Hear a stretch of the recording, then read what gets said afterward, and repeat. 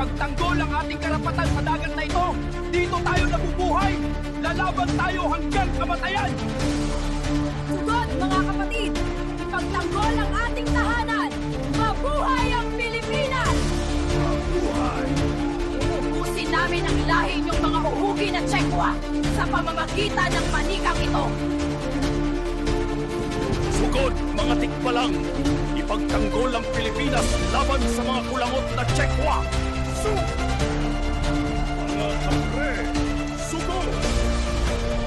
Tulungan ang bansang Pilipinas! Kailangan na ng Pilipinas ang tulong nating mga mulawin! Mga kasama, sugod! Tulong! Maraming naghahanap sa atin! Kailangan na nating tumulong upang ipagtanggol ang Pilipinas!